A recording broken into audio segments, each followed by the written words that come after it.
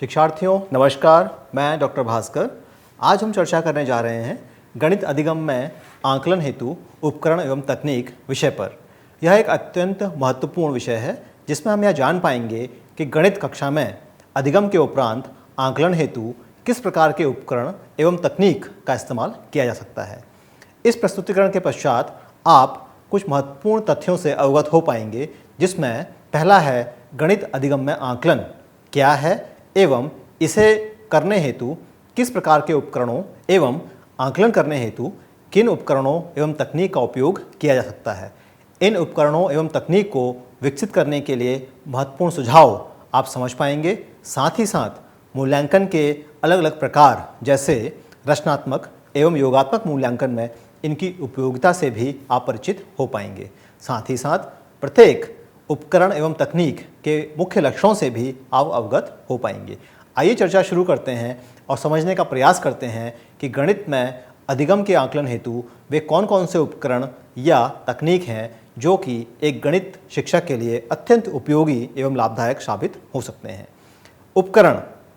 उपकरण को हम कई श्रेणियों में विभाजित कर सकते हैं, जिसमें से अवलोकन, प्रश्न, निर्धारण मापनी, उपाख्यानक अभिलेख, परीक्षण एवं अनुसूचियाँ, पोर्टफोलियो विश्लेषण, रूब्रिक्स, साथ ही साथ जांच सूची, साक्षात्कार अनुसूची एवं दस्तावेज विश्लेषण प्रमुख हैं।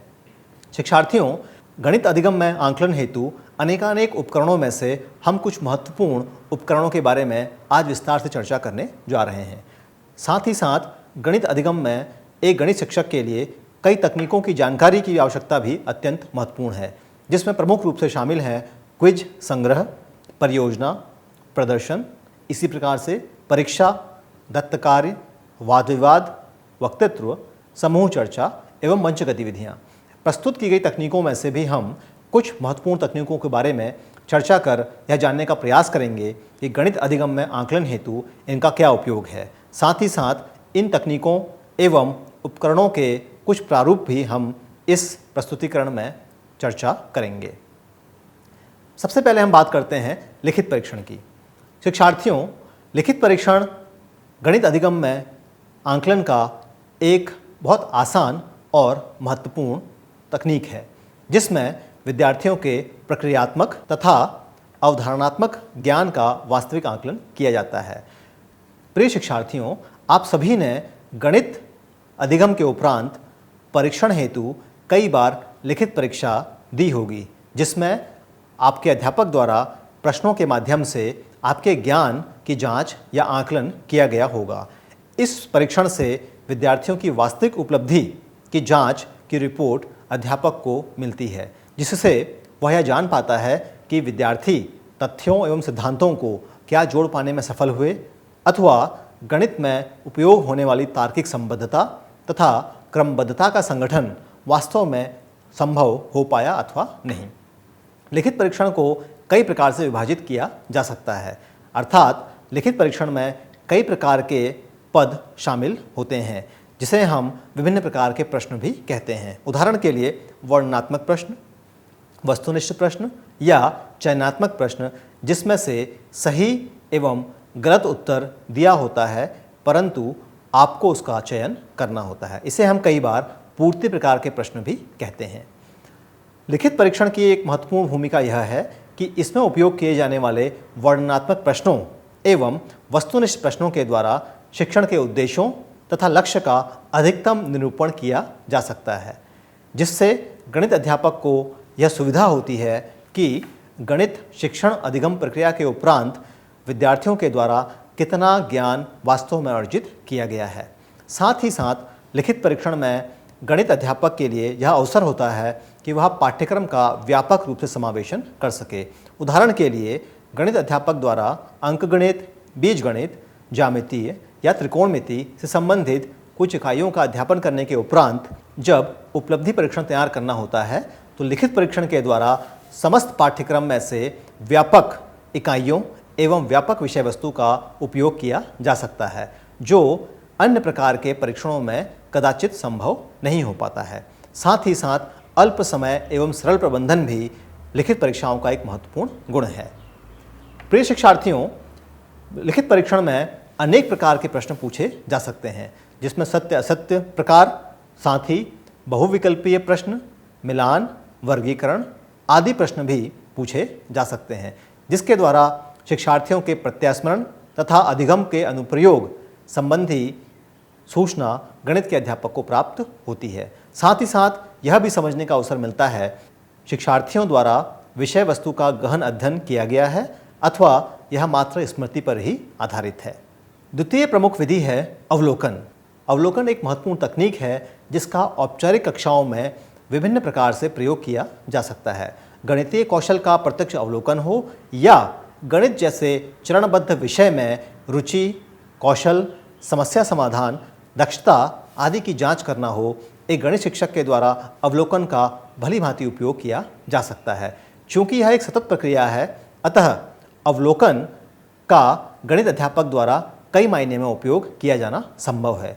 अवलोकन से संबंधित कुछ प्रमुख तथ्य जो आपको जानने हैं, उसमें से प्रथम है कि गणित अध्यापक द्वारा किन किन चीज़ों का आकलन किया जाना है एवं आकलन हेतु किन चीज़ों का उपयोग किया जा सकता है, जिसमें से प्रमुख है जांच सूची का उपयोग। साथ ही अवलोकन के दौरान वीडियो रिकॉर्डिंग का भी इस्तेमाल किया जा सकता है ताकि अवलोकन की प्रक्रिया को बार बार गणित अध्यापक या आवश्यकता पड़ने पर शिक्षार्थी के द्वारा भी देखा जा सके। अवलोकन विधि के अंतर्गत वस्तुनिष्ठ सूचना का क्रमबद्ध संग्रह संभव है तथा यह अत्यंत उपयोगी है, जिसके द्वारा हम यह जान सकते हैं कि विद्यार्थी द्वारा संबंधित अधिगम प्रक्रिया के उपरांत विषय वस्तु को किस स्तर तक समझा गया है। इस प्रकार से अवलोकन गणितीय अधिगम प्रक्रिया के आकलन में बहुत महत्वपूर्ण मानी जाती है। प्रस्तुत है आपके सामने गणितीय परियोजना कार्य हेतु अवलोकन सूची। प्रस्तुत उदाहरण के उपरांत आपके द्वारा गणित संबंधी अन्य कार्यों के लिए या अन्य उद्देश्यों के लिए भी अवलोकन सूची का निर्माण किया जा सकता है, जिसके अंतर्गत आप गृह कार्य हेतु या प्रमेय सिद्ध करने हेतु या किसी अन्य उपयोगी विषय वस्तु के अवलोकन हेतु भी अवलोकन अनुसूची का निर्माण कर सकते हैं। प्रस्तुत अवलोकन अनुसूची में विवरण एवं उसके सम्मुख पूर्णांक अर्थात 5 प्रदर्शित है। मान लिया जाए पहले विवरण अर्थात परियोजना कार्य की समझ या दूसरा संबंधित विषय वस्तु का ज्ञान। अध्यापक द्वारा अवलोकन करने के उपरांत अगर पहले विवरण में 5 में से 4 अंक दिए जाते हैं तथा दूसरे विवरण में 5 में से 2 अंक प्रदान किए जाते हैं, तो इससे हमारा तात्पर्य यह है कि संबंधित शिक्षार्थी द्वारा गणित अध्यापक के अवलोकन के उपरांत यह समझा गया कि उक्त विद्यार्थी पूर्णांक में से प्राप्त किए गए अंकों के हिसाब से गणित में परियोजना कार्य करने में सक्षम है। इसी प्रकार से दिए गए विवरण 3, 4 एवं 5 में प्राप्त किए गए अंकों के आधार पर गणित अध्यापक द्वारा परियोजना कार्य संबंधी अवलोकन सूची से अवलोकन किया जा सकता है। दूसरी महत्वपूर्ण तकनीक है उपाख्यानक अभिलेख, जिसे हम एनेक्डोटल रिकॉर्ड के नाम से भी जानते हैं। यह एक महत्वपूर्ण तकनीक है जिसमें विद्यार्थियों के अधिगम संबंधी घटनाओं का सार मुख्य रूप से लिखा जाता है। यह सार इस प्रकार से लिखा जाता है जिससे गणित अध्यापक आवश्यकता पड़ने पर बार बार उक्त अभिलेख का निरीक्षण कर सके एवं यह जान सके अधिगम का व्यवहार किस स्तर तक प्रदर्शित किया जा रहा है। यह एक अनौपचारिक परंतु महत्वपूर्ण तकनीक है, क्योंकि इसमें प्रत्येक विद्यार्थी का अभिलेख गणित अध्यापक के द्वारा रखा जा सकता है।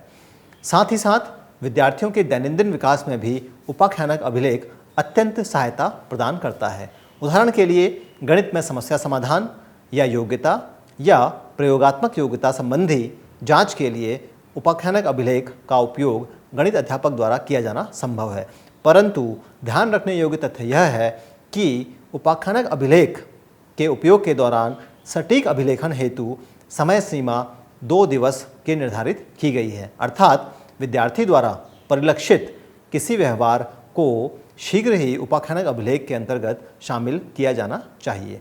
आइए इसे एक प्रारूप के द्वारा समझने का प्रयास करते हैं। प्रस्तुत प्रारूप में आप देख सकते हैं कि एक शिक्षार्थी से संबंधित अवलोकनकर्ता, कक्षा एवं आवश्यक जानकारियों को अंकित किया गया है।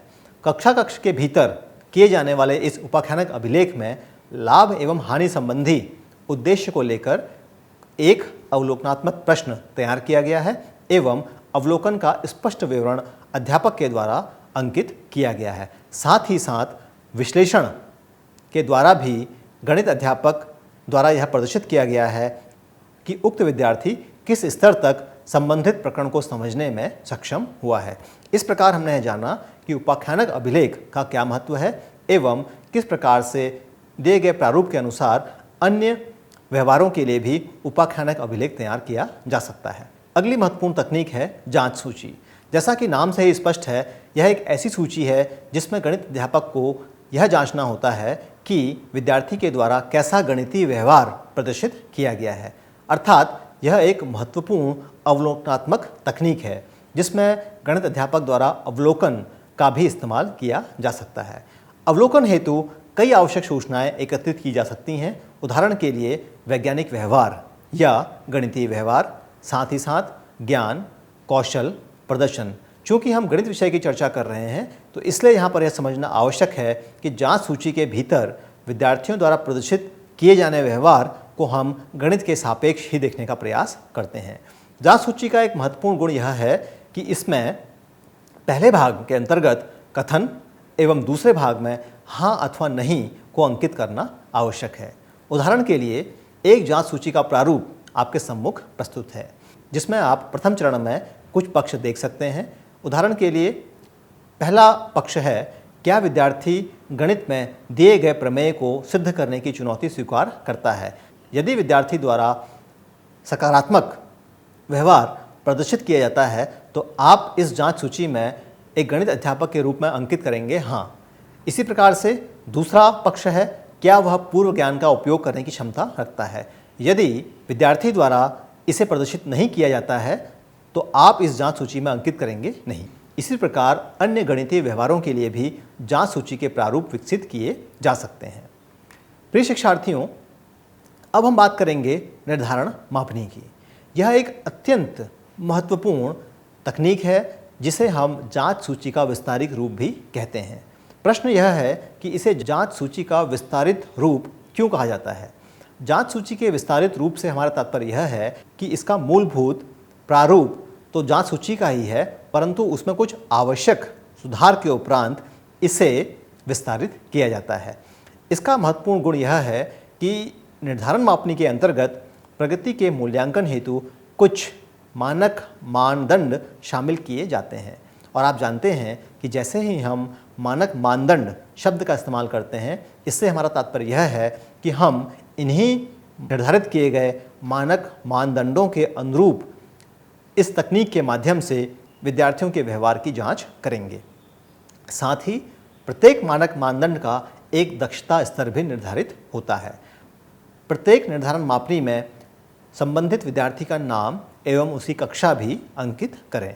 आइए इन सभी तकनीकी पहलुओं को एक प्रारूप के द्वारा समझने का प्रयास करते हैं। शिक्षार्थियों, यहाँ पर एक निर्धारण मापनी का प्रारूप अंकगणित के लिए तैयार किया गया है जिसमें अवलोकित कौशल लिखे गए हैं। उदाहरण के लिए पहला अवलोकित कौशल है, विद्यार्थी अंकों एवं उनके प्रकार को पहचानता है। जहाँ जांच सूची में हमने हाँ एवं नहीं के माध्यम से अंकित किया कि विद्यार्थी उस व्यवहार को प्रदर्शित करता है अथवा नहीं, वहीं दूसरी ओर निर्धारण मापनी में हमारे पास एक श्रृंखला है जिसमें 5 प्रकार की सूचनाएं सम्मिलित हैं। अर्थात कभी नहीं अथवा कभी कभी या फिर सामान्यतया या अधिकतर या सदैव। अर्थात पहले अवलोकित कौशल, विद्यार्थी अंकों एवं उनके प्रकार को पहचानता है। इस संबंध में विद्यार्थी द्वारा इस श्रृंखला के किसी भी पहलू को प्रदर्शित किया जा सकता है। अगर यह कभी कभी है तो अध्यापक के द्वारा निर्धारित को अंकित किया जाएगा। इसी प्रकार से दूसरा अवलोकित कौशल है, विद्यार्थी अंकों की प्रकृति से परिचित है। अगर यह सदैव है तो अध्यापक के द्वारा सदैव को अंकित किया जाएगा। इस प्रकार से निर्धारण मापनी जांच सूची का एक विस्तारित रूप है।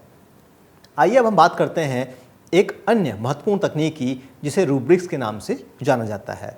प्रिय शिक्षार्थियों, आप सभी राष्ट्रीय शिक्षा नीति 2020 से भलीभांति परिचित हैं, जिसमें गणित विषय के शिक्षण अधिगम को लेके कई अनुशंसाएं की गई हैं। इन्हीं महत्वपूर्ण अनुशंसाओं के बीच गणित को दक्षता आधारित बनाने पर विस्तार से चर्चा भी की गई है। गणित के अधिगम एवं आंकलन हेतु इस प्रस्तुतिकरण में बतलाए गए समस्त उपकरणों के उपयोग द्वारा दक्षता आधारित गणित के बारे में भी चर्चा की जा सकती है। आइए इसी की एक कड़ी अर्थात रूब्रिक्स को समझने का प्रयास करते हैं। रूब्रिक्स मूलतः एक अंकन उपकरण है। अंकन से हमारा तात्पर्य है कि जिस प्रकार का व्यवहार विद्यार्थी द्वारा प्रदर्शित किया जाएगा उसी को हम रूब्रिक्स में अंकित करेंगे। यह मूलतः एक मार्गदर्शक की तरह कार्य करता है जिसमें विद्यार्थी की प्रगति का संपूर्ण विवरण उपलब्ध रहता है। इसके लिए कई संबंधित घटकों का भी विवरण देना अत्यंत आवश्यक होता है। आइए एक प्रारूप के माध्यम से रूब्रिक्स को समझने का प्रयास करते हैं, जहाँ पर विद्यार्थी का नाम, उसकी कक्षा एवं संबंधित शिक्षक का नाम अंकित करना अत्यंत आवश्यक है। शिक्षार्थियों, दिए गए मानदंडों में से आप देख सकते हैं समय सीमा, स्वच्छता, गणित में आवश्यक पदों का अनुसरण एवं गणित में किए गए कार्य को लेकर सटीकता, इन सभी मानदंडों का चयन किया गया है। साथ ही साथ कॉलम्स में दिए गए हैं 4 अंक 1, 2, 3 एवं 4।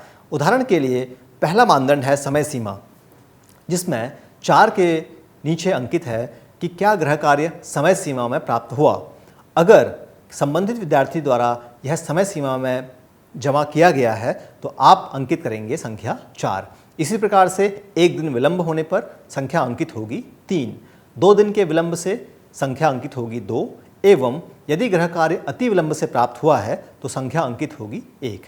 इस प्रकार आप देख सकते हैं कि गणित में रूब्रिक्स के उपयोग के उपरांत आप निर्धारित मानदंडों के द्वारा विद्यार्थी को संबंधित श्रेणी का अंक प्रदान करेंगे, जिससे आपको यह सूचना मिलेगी कि विद्यार्थी के द्वारा अपने गणितीय व्यवहार में किस प्रकार से प्रदर्शन किया गया है। उदाहरण के लिए गणित में स्वच्छता अर्थात नीटनेस इन मैथमेटिक्स का भी अत्यंत महत्वपूर्ण भूमिका है, जिसमें संबंधित श्रेणी के हिसाब से आप संबंधित श्रेणी का अंक विद्यार्थी को प्रदान कर सकते हैं। प्रिय शिक्षार्थियों, अब हम चर्चा करेंगे एक अन्य महत्वपूर्ण तकनीक की, जिसका नाम है दत्त कार्य, जिसे हम असाइनमेंट के नाम से भी जानते हैं। यह तकनीक अधिगम एवं मूल्यांकन दोनों के लिए अत्यंत उपयोगी है, जिसमें यह ध्यान रखना आवश्यक है कि दत्त कार्य मात्र एक ऐसा कार्य न हो जिसे आपके द्वारा विद्यार्थियों को दिया जाता है, वरन यह महत्वपूर्ण है कि इसमें अनेक अनुदेशन उद्देश्यों को भी आधार बनाया जाए, अर्थात इसे योजनापूर्ण तरीके से विद्यार्थियों को दिया जाना चाहिए। साथ ही साथ दत्त कार्य के मूल्यांकन के उपरांत ग्रेडिंग में भी आपके द्वारा इसका उपयोग किया जा सकता है। आइए एक इसे उदाहरण के द्वारा समझने का प्रयास करें। उदाहरण के लिए एक गणित शिक्षक के द्वारा कक्षा 6, 7 एवं 8 में पढ़ने वाले विद्यार्थियों को विद्यालय में जमा की गई कुल फीस, जिसके अंदर विभिन्न मद जैसे पुस्तकालय फीस, स्पोर्ट्स फीस आदि का लेखा जोखा तैयार करना एवं उसे पाई चार्ट के द्वारा प्रदर्शित करने के लिए दत्त कार्य दिया जा सकता है। इसी प्रकार से गणित के अध्यापक द्वारा निर्धारित पैमाने के हिसाब से आगामी खेलकूद प्रतियोगिताओं के लिए विद्यालय के खेल मैदान को तैयार करने के लिए भी एक दत्त कार्य दिया जा सकता है। साथ ही साथ एक और दत्त कार्य का महत्वपूर्ण उदाहरण है भारतीय गणितज्ञों के महत्वपूर्ण योगदान का पावर पॉइंट तैयार करना। प्रिय शिक्षार्थियों, इस प्रकार से आपने देखा कि निश्चित उद्देश्य के साथ गणित अध्यापक के द्वारा दत्त कार्य का उपयोग किया जा सकता है। शिक्षार्थियों, दत्त कार्य के पश्चात हम चर्चा करते हैं परियोजना कार्य की, जिसे हम प्रोजेक्ट के नाम से भी जानते हैं। गणित में परियोजना कार्य का अपना एक विशेष महत्व है, क्योंकि यह एक प्रेरणात्मक समस्या के रूप में कार्य करता है, अर्थात एक ऐसी समस्या जिसमें विद्यार्थियों को स्वयं शामिल होकर प्रेरणा स्वरूप कार्य को पूर्ण करना होता है। इससे न केवल विद्यार्थियों की समस्या समाधान का गुण आगे बढ़ता है, वरन उक्त के पूर्ण होने पर परिणामों की प्राप्ति पर भी इसका असर देखने को मिलता है। परियोजना कार्य के कुछ उद्देश्य हैं जो इसे विशिष्ट बनाते हैं। उदाहरण के लिए गणित में समस्या समाधान को बढ़ावा देना, यह एक प्रमुख उद्देश्य है जिसके अनुसार गणित शिक्षक द्वारा परियोजना कार्य विद्यार्थियों को दिया जाता है। साथ ही साथ संदर्भ अवलोकन हेतु, आंकड़ों के संग्रह हेतु, विश्लेषण, विवरण आदि उद्देश्यों के साथ परियोजना कार्य विद्यार्थियों को दिया जाना चाहिए। शिक्षार्थियों, पोर्टफोलियो अर्थात एक ऐसा संग्रह जिसमें विद्यार्थियों के समस्त कार्यों को हम शामिल कर सकें, पोर्टफोलियो तकनीक के नाम से जाना जाता है। पोर्टफोलियो एक महत्वपूर्ण तकनीक है जिसमें विद्यार्थियों के शैक्षिक कार्यों का विवरण रखा जाता है। यह एक उपयोगी साक्ष्य के रूप में काम करता है जिसका उपयोग एक गणित अध्यापक के द्वारा आवश्यकता अनुसार विद्यार्थियों की अधिगम प्रगति एवं शैक्षिक उपलब्धि को जांचने के लिए समय समय पर किया जा सकता है। पोर्टफोलियो में कुछ प्रविष्टियों को शामिल किया जाना अत्यंत आवश्यक होता है, जैसे परीक्षण के उपरांत प्राप्त की गई रिपोर्ट। इसी प्रकार से यदि आपके द्वारा परियोजना कार्य विद्यार्थियों को दिया गया है तो परियोजना के उपरांत प्राप्त की गई रिपोर्ट को भी पोर्टफोलियो में शामिल करना आवश्यक है। साथ ही साथ समय समय पर समस्या समाधान संबंधी जानकारी, विद्यार्थियों के द्वारा की जाने वाली पुस्तक समीक्षा एवं सबसे महत्वपूर्ण शिक्षक अभिभावक के द्वारा किए गए आंकलन को भी एक प्रविष्टि के रूप में आप पोर्टफोलियो में शामिल कर सकते हैं। प्रिय शिक्षार्थियों, इस प्रकार आपने यह समझा कि किस प्रकार से पोर्टफोलियो के द्वारा हम अपने विद्यार्थियों का गणित में शिक्षण अधिगम प्रक्रिया के उपरांत एक विशेष प्रकार से आंकलन कर सकते हैं। अब हम बात करेंगे पोर्टफोलियो तैयार करते समय कुछ सावधानियों के बारे में। शिक्षार्थियों, पोर्टफोलियो तैयार करते समय एक गणित अध्यापक के लिए आवश्यक है कि वह विद्यार्थियों को समुचित अवसर प्रदान करे। साथ ही साथ सभी पदों का चयन करने हेतु विद्यार्थियों को अवसर प्रदान करना चाहिए। इससे हमारा तात्पर्य यह है कि न केवल विद्यार्थियों का कक्षा कक्ष के भीतर वरन कक्षा कक्ष के बाहर भी गणित संबंधी प्रदर्शन को पोर्टफोलियो में आवश्यक रूप से अंकित करना चाहिए। साथ ही साथ चुने गए पदों में गणित के प्रति रुझान एवं समझ आदि को भी पोर्टफोलियो में आवश्यक रूप से अंकित करना चाहिए। साथ ही साथ पोर्टफोलियो की विषय वस्तु का अतिरिक्त समय में विकास करना एक गणित अध्यापक के लिए अत्यंत आवश्यक है। अतिरिक्त समय से हमारा तात्पर्य यह है कि कक्षा कक्ष के उपरांत गणित शिक्षक को अपने अवलोकन या किसी अन्य तकनीक के आधार पर विद्यार्थियों के किए गए आंकलन को पोर्टफोलियो में संयमता के साथ प्रदर्शित करना अत्यंत आवश्यक है। प्रिय शिक्षार्थियों, इस प्रकार इस प्रस्तुतिकरण में हमने यह जाना कि गणित अधिगम में आंकलन के उपरांत किस प्रकार से विभिन्न तकनीकों का या उपकरणों का उपयोग किया जा सकता है। जहां एक ओर लिखित परीक्षण में प्रश्नों के माध्यम से हम विद्यार्थियों का आंकलन कर सकते हैं, वहीं दूसरी ओर कुछ महत्वपूर्ण उपकरणों एवं तकनीक जैसे रूब्रिक्स, अवलोकन, जांच सूची, निर्धारण मापनी, पोर्टफोलियो आदि के द्वारा आप गणित आंकलन को ज़्यादा सटीक एवं ज़्यादा वृहद रूप दे सकते हैं, जिससे न केवल गणित अधिगम प्रक्रिया के उपरांत आंकलन में यह आपकी मदद करेगा, साथ ही साथ विद्यार्थियों के समुचित एवं व्यापक आंकलन में भी एक गणित शिक्षक की मदद करता है। इस प्रस्तुतिकरण के पश्चात कुछ विचारणीय बिंदु आपके सम्मुख प्रस्तुत हैं, जिसमें आपको यह जानने का प्रयास करना चाहिए कि गणितीय चर्चा एवं उचित आंकलन का एक गणित शिक्षक के लिए क्या महत्व है। साथ ही साथ आपको यह भी ध्यान देना चाहिए कि श्रेष्ठ आंकलन हेतु श्रेष्ठ उपकरण अथवा तकनीक का किस प्रकार से चयन किया जाए। इस प्रस्तुतिकरण के द्वारा विभिन्न प्रारूपों को आपके सम्मुख प्रस्तुत किया गया, जो एक उदाहरण के रूप में आपके सामने हैं। इन विभिन्न उपकरणों के गुण दोष के बारे में भी हमारे द्वारा चर्चा की गई, जिसके आधार पर आप अलग अलग आंकलन के उद्देश्यों के लिए निर्धारित उपकरण एवं तकनीक का विकास कर सकते हैं।